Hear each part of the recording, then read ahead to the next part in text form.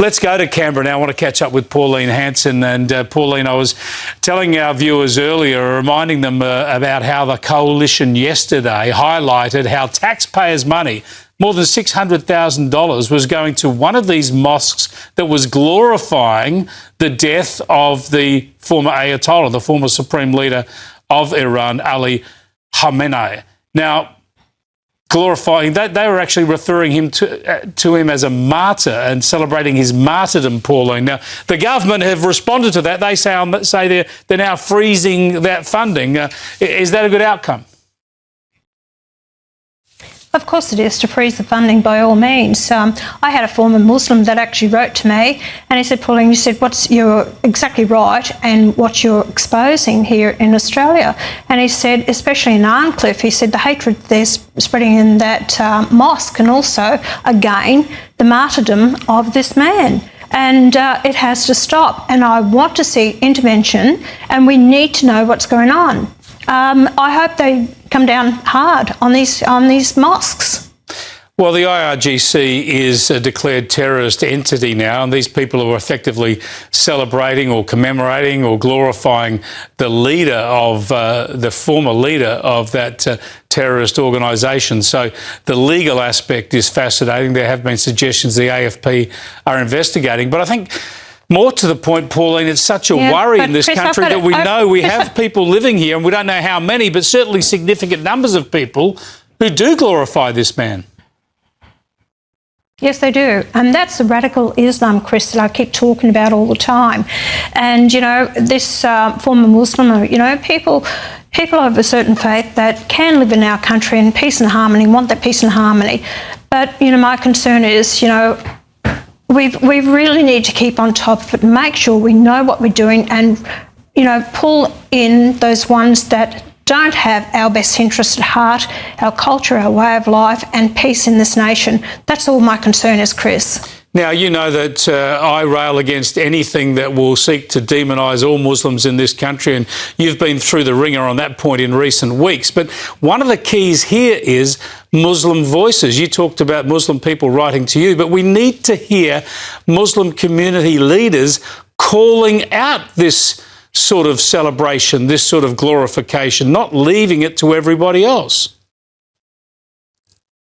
Well, I was just reading a book at the moment, Chris, and it's quite interesting that I read, is that these imams and these mullahs are not really religious leaders. They are there as the rulers and commanders for ensuring that we have Sharia law. So, you know, behind the scenes, what is really happening in this country? And I think that's very important. You know, you think they're religious leaders, they're only pushing their own agenda of what they want onto their own people. Radicalisation is happening, slowly it's happening. And I'd like to see what's happening, being taught in some of these Muslim schools as well. I don't think we're across it. We just take it for granted in this country and we're just fed this load of rubbish. And it's going to slowly, you know, impinge on us till we will get to a point we will not be able to control the changes that are happening in this country. That's my concern about everything. And I keep saying this over and over again. All you have to do is have a look at England, what's happened over there. They thought, no, they're appeasing these people of multiculturalism and everything that goes with it.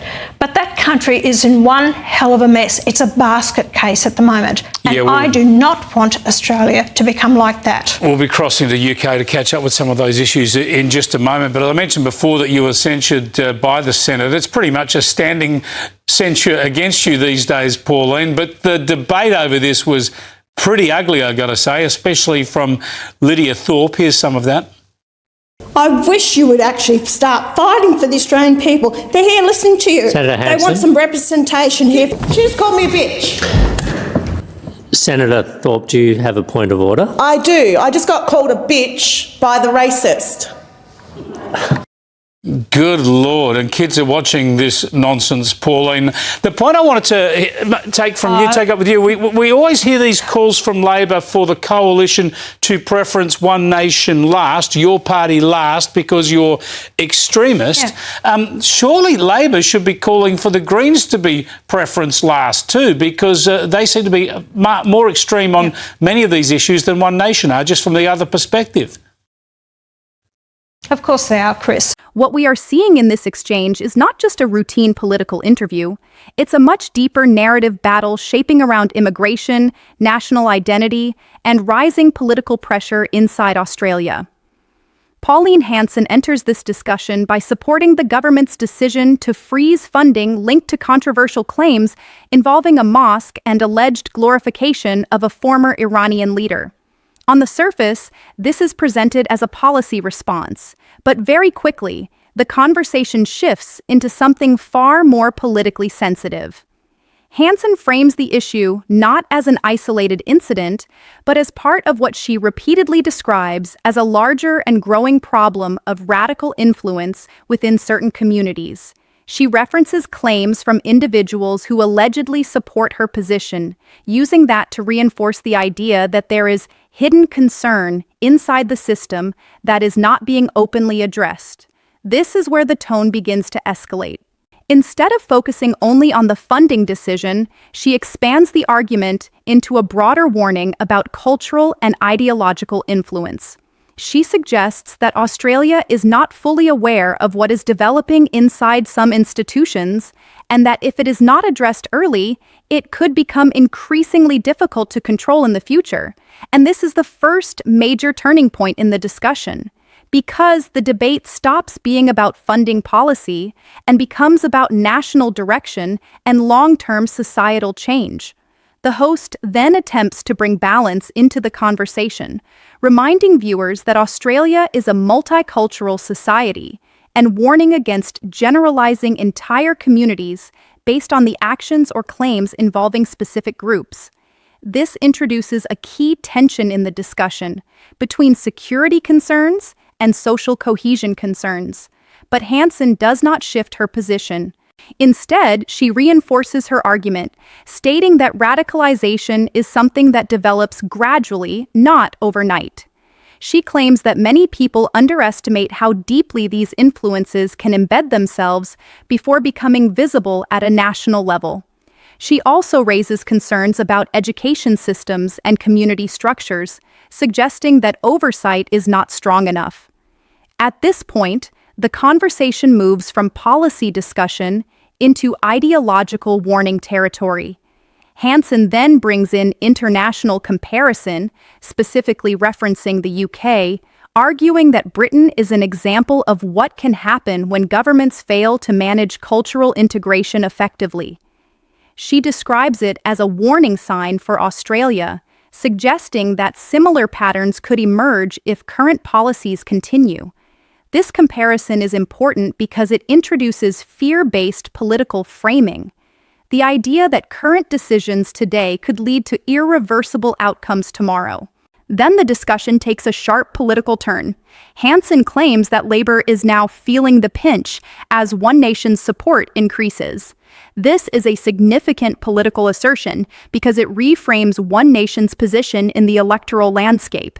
Instead of being seen as a minor or protest party, she positions it as a direct pressure force affecting both major political parties. According to her, Labor previously believed that One Nation primarily pulled votes from the coalition. However, she now claims the situation has changed, suggesting that Labor itself is now losing voter support to her party as well. This is where the discussion shifts from social policy into electoral threat narrative.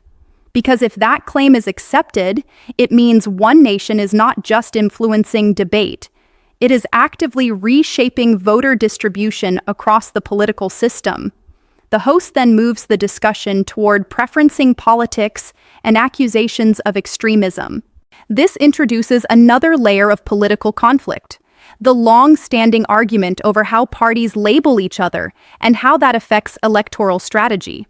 Hanson pushes back strongly against the idea that one nation should be automatically excluded or placed last in political preferencing. Instead, she argues that there is inconsistency in how extremism is defined, suggesting that other parties or groups also hold extreme positions depending on the issue being discussed. So, what emerges from this exchange is not a simple interview, but a multi-layered political confrontation involving national security concerns, immigration and cultural integration debate, accusations of radicalization, media framing and political labeling, and rising electoral competition between parties. And beneath all of it runs a central theme, a claim that Australia is entering a period of political and cultural tension where traditional assumptions are breaking down. Hanson's final message in this exchange is not presented as a conclusion, but as a warning that the political landscape is shifting, voter sentiment is changing, and parties that ignore these shifts may find themselves under increasing pressure.